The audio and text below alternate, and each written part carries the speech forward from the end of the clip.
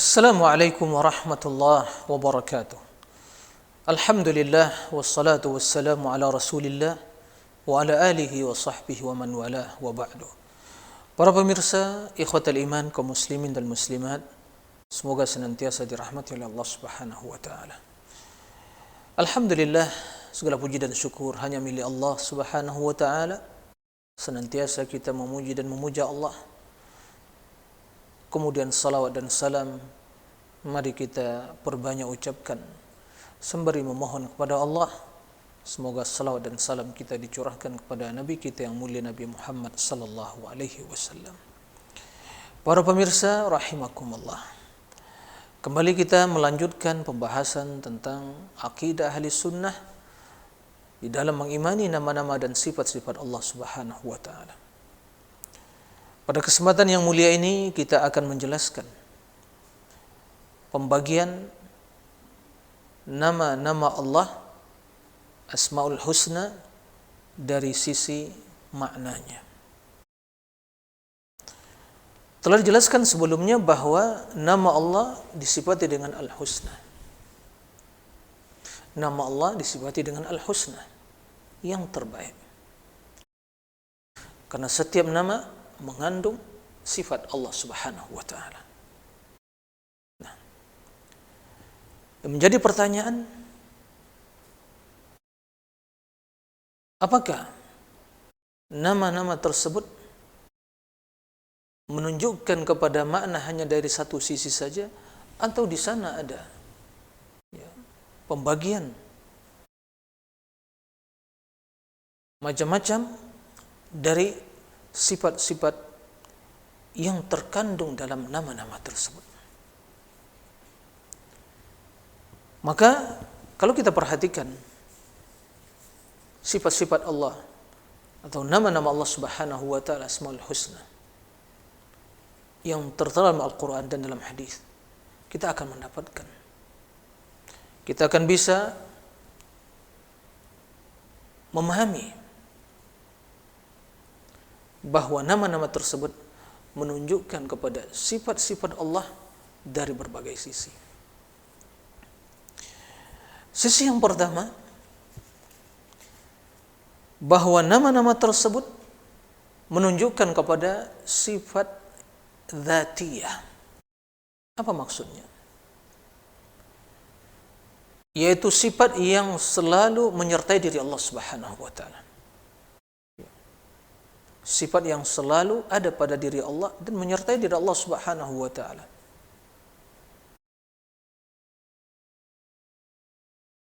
Dan itu pembagian yang pertama.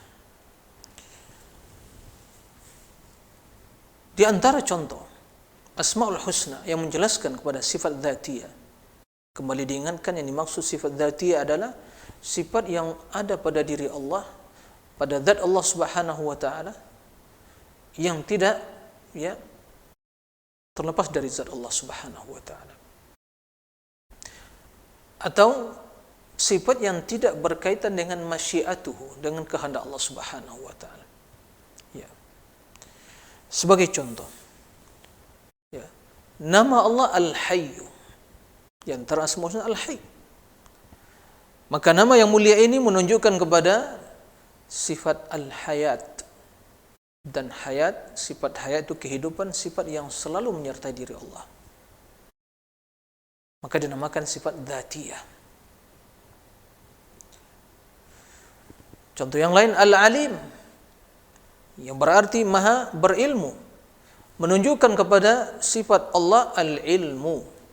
Dan ilmu, sifat yang senantiasa menyertai diri Allah, tidak terpisah dari diri Allah Subhanahu wa taala. Di antara nama Allah As-Sami', yang maha mendengar, dan sifat pendengaran merupakan sifat dzatiyah yang senantiasa menyertai diri Allah Subhanahu wa taala. Nama yang lain Al-Basir, yang maha melihat. Maka penglihatan merupakan sifat yang senantiasa ada pada diri Allah, dan Allah melihat dengan penglihatan dan melihat dengan mata, dan Allah memiliki dua mata. Contoh yang lain Al-Qawi, Allah yang maha kuat. Maka di antara sifat Allah adalah Al-Quwwah.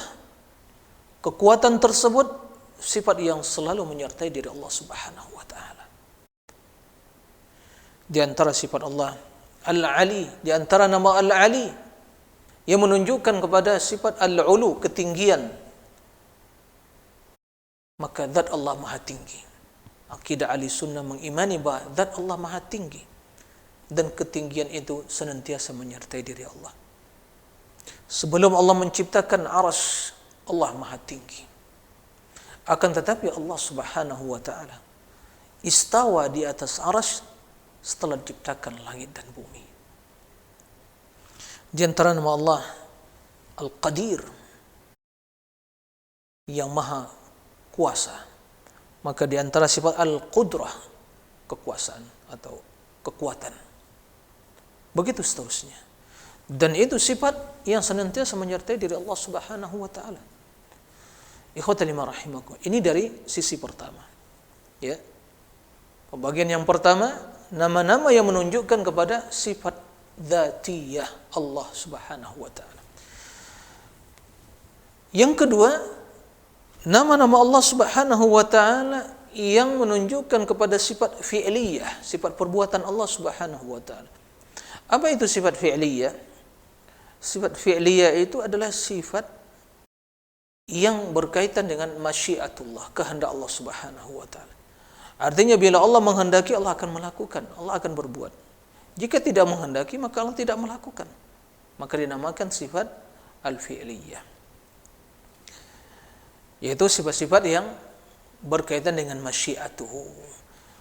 Sebagai contoh, nama Allah Al-Khaliq, ya, atau Al-Khallaq, yang maha pencipta, menunjukkan kepada sifat Al-Khalqu, penciptaan.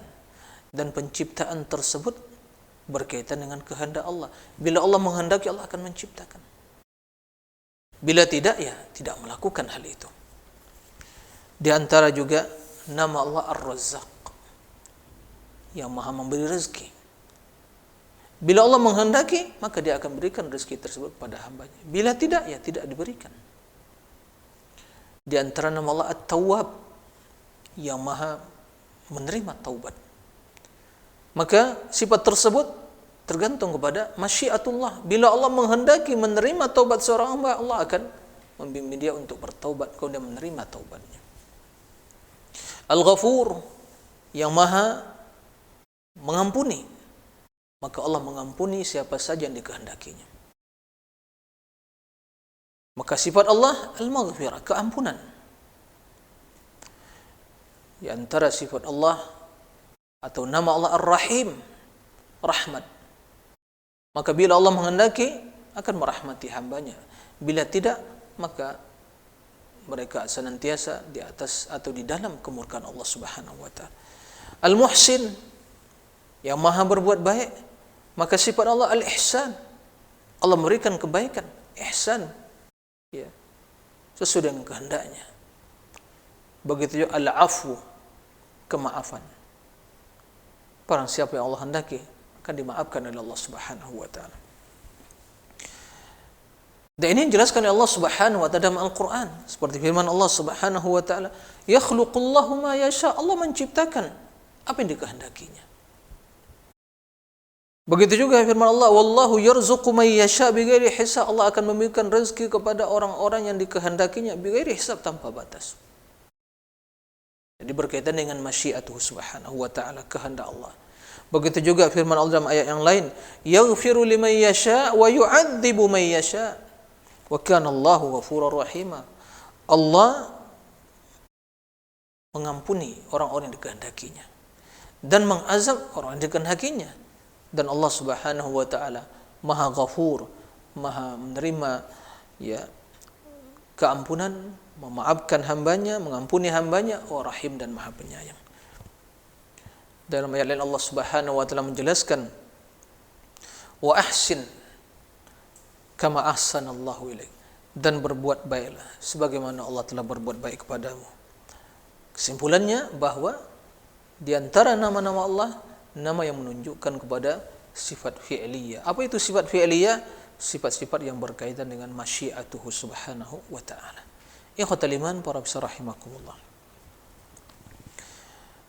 Pembagian yang ketiga, sisi yang ketiga adalah nama-nama yang menjelaskan kepada makna at-tanzih wa taqdis, yaitu mensucikan diri Allah. Kesucian Allah subhanahu wa ta'ala dari berbagai makna-makna yang kejelekan, dari segala bentuk kecacatan, aib dan kecacatan. Karena Allah yang maha sempurna, Allah yang maha suci. Di antara nama tersebut, seperti Al-Quddus, As-Salam, As-Subbuh. Ini seluruh makna atau nama yang menunjukkan kepada kesucian. Allah yang maha suci, Quddus. Wassalam, selamat dari segala bentuk kecacatan, kekurangan, kejelekan. As-Subbuh, subuh artinya adalah tasbih, itu artinya mensucikan. Dan semua hal itu atau nama tersebut seluruhnya menunjukkan makna at-taqdis, at-tanzih, yaitu mensucikan diri Allah dari seluruh makna kekurangan, dari makna-makna yang negatif, dari seluruh kejelekan.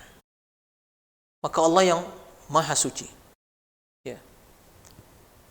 Allah yang maha suci dari seluruh kekurangan, Allah yang maha suci dari segala bentuk kejelekan, karena Allah subhanahu wa ta'ala memiliki sifat-sifat yang sempurna. Oleh karena itu Allah subhanahu wa ta'ala menjelaskan dalam Al-Quran dalam surah As-Saffat, qala subhana rabbika rabbil izzati amma yasifun wa salamun alal mursalin walhamdulillahi rabbil alamin. Subhana rabbika rabbil izzah, maha suci Rabbmu, Rabb yang memiliki izzah, keagungan, amma yasifun, dari apa-apa yang mereka sifati. Wassalamun ala mursalin, dan keselamatan bagi para mursalin, karena mereka yang telah mensifati Allah dengan sifat-sifat yang sempurna. Walhamdulillahi rabbil alamin, segala puji bagi Allah, Rabb alam semesta. Kenapa? Karena Dialah yang memiliki seluruh makna kemuliaan, kesempurnaan, maka Allah maha suci. Ikhwatal iman rahimakumullah. Yang keempat, bagian yang keempat, sisi yang keempat adalah nama-nama Allah subhanahu wa ta'ala yang menunjukkan kepada berbagai sifat-sifat sempurna yang dimiliki oleh Allah subhanahu wa ta'ala. Bukan satu sifat sempurna saja, mencakup seluruh makna kesempurnaan, berbagai makna kesempurnaan, sifat-sifat yang sempurna dimiliki oleh Allah subhanahu wa ta'ala. Karena di antara nama Allah subhanahu wa ta'ala, nama yang mengandung multi makna, nama yang mengandung multi makna, bukan satu makna saja.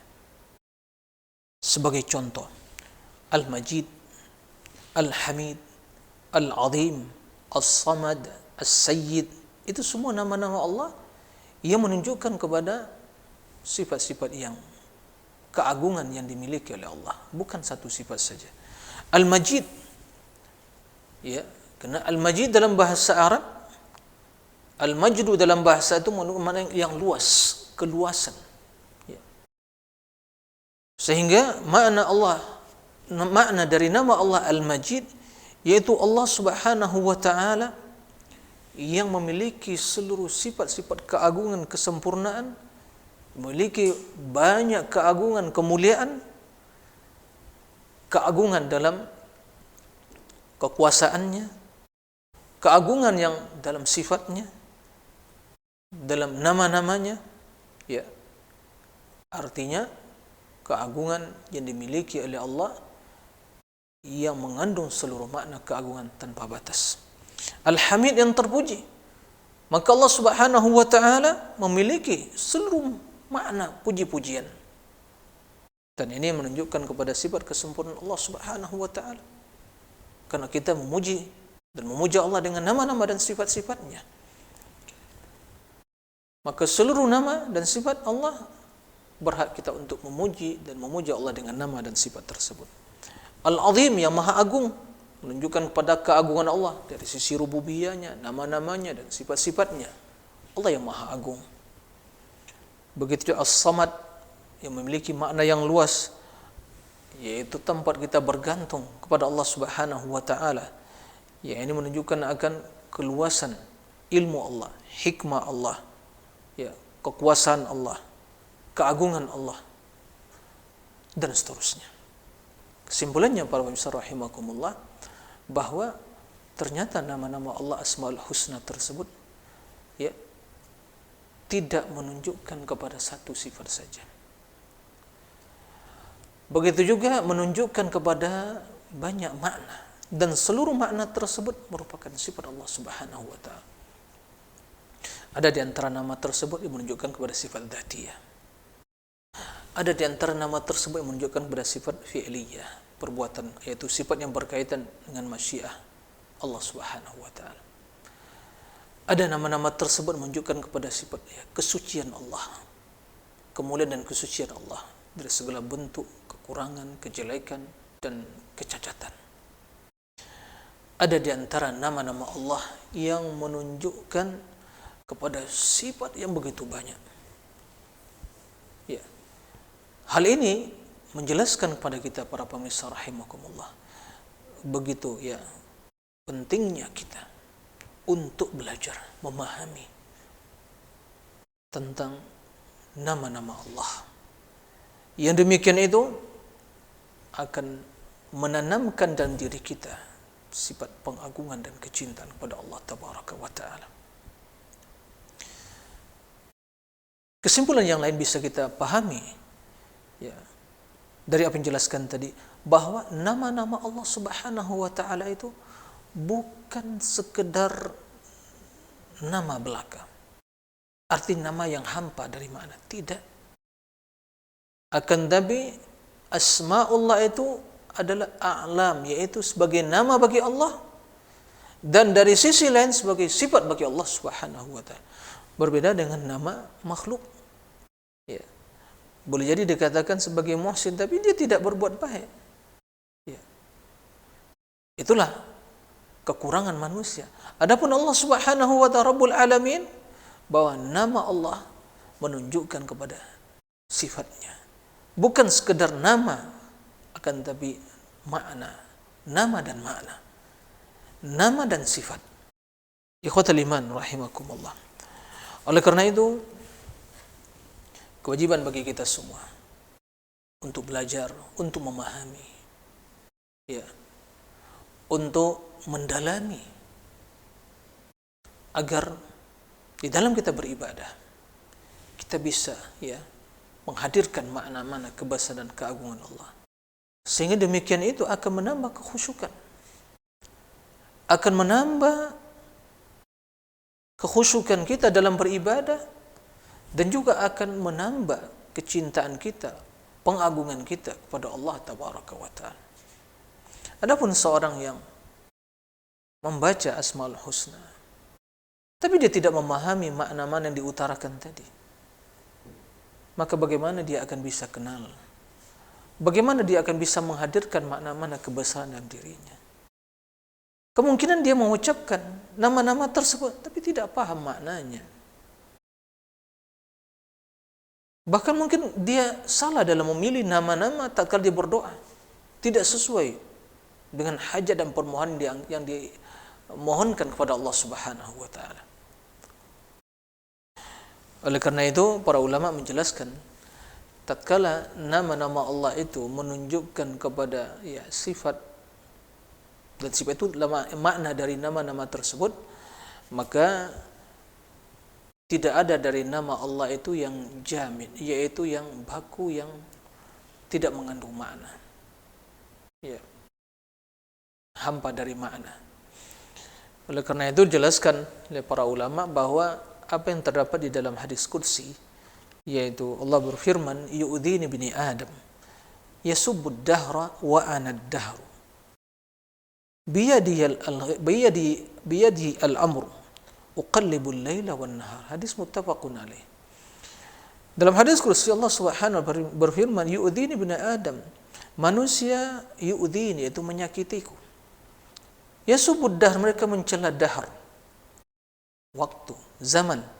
Wa ana dahru, dan aku adalah dahr. Biyadihi al-amr, segala urusan ada di tanganku. Uqallibul laila wan nahar, aku silih gantikan malam dan siang. Kata para ulama, ad-dahru, Allah menyebutkan di sini wa ana ad-dahru, dan aku adalah ad-dahru, yaitu zaman, waktu. Apakah ad-dahr merupakan salah satu dari Asmaul Husna? Maka jawabannya tidak. Lalu apa maksud wa ana ad-dahru, dan aku adalah dahr? Maksudnya kata para ulama, ad-dahru, dahru itu zaman, waktu yang terjadi ya di zaman tersebut, ya silih bergantinya malam dan siang. Ya, pergantian siang dan malam itu adalah waktu, itulah zaman. Ya. Dan Allah silih gantikan hal itu. Ya. Oleh karena itu, Allah yang bila menginginkan, ya akan terjadi ya siang dan malam. Terjadi semua yang di alam semesta ini dengan izin Allah. Allah yang merubah, Allah yang mengganti-gantikan, Allah yang merubah alam semesta ini. Dan itu semua terjadi di zaman yang kita hidup di dalamnya. Maka Allah yang yuqallib, yang merubah, dan ada yang muqallab, yang dirubah. Ya. Allah yang menggantikan antara siang dan malam, ya. Allah yang muqallib, dan ada yang muqallab. Siang dan malam itu muqallab, yang digantikan oleh Allah Subhanahu wa taala, dan yang muqallib Allah yang mesti menggantikan hal itu. Maka dengan demikian kita memahami ad-dahru bukanlah dari nama Allah Subhanahu wa taala, karena tidak mengandung makna yang sempurna. Akan tapi dahar adalah zaman dan waktu, tempat terjadinya apa yang diinginkan oleh Allah Subhanahu wa taala dari penciptaan alam semesta ini. Ikhwatal iman rahimakumullah. Sebagai kesimpulan, bahwa tatkala kita membaca nama-nama Allah Subhanahu wa taala, tatkala kita bermunajat kepada Allah Subhanahu wa taala, tatkala kita berdoa kepada Allah Subhanahu wa taala, hadirkanlah makna-makna yang kita sampaikan tadi. Kenapa demikian? Karena demikian itu akan menambah kekhusyukan kita, akan menambah konsentrasi kita di dalam menyampaikan hajat kepada Allah Subhanahu wa taala. Dan ini juga menjelaskan kepada kita kekeliruan tentunya sebagian yang memahami bahwa nama Allah itu hanya sekedar nama tanpa makna, sehingga juga membatasi sebagian sifat-sifat Allah. Sementara nama Allah 99 nama tersebut menunjukkan kepada sifat yang dimiliki oleh Allah. Ada kalanya sifat dzatiyah, ada kalanya sifat fi'liyah, ada kalanya sifat ya at-tanzih, makna tanzih, mensucikan Allah, dan sifat-sifat keagungan, sifat kemuliaan, kesempurnaan yang begitu banyak yang dimiliki oleh Allah Subhanahu wa taala. Ikhwatal iman rahimakumullah, itulah yang bisa disampaikan. Mudah-mudahan apa yang diutarakan tadi bermanfaat bagi kita semua dan menambah iman kita, dan semua kita senantiasa termotivasi untuk mempelajari nama-nama dan sifat-sifat Allah, kemudian mengimani isi kandungannya, sehingga dengan demikian iman kita akan bertambah, keyakinan kita akan bertambah, dan kecintaan bukan bertambah kepada Allah, pengagungan kita juga akan bertambah kepada Allah Subhanahu wa taala. Demikian wallahu a'lam wa sallallahu wa sallam nabiyina Muhammadin wa alihi wa sahbihi wa sallim walhamdulillahi rabbil alamin.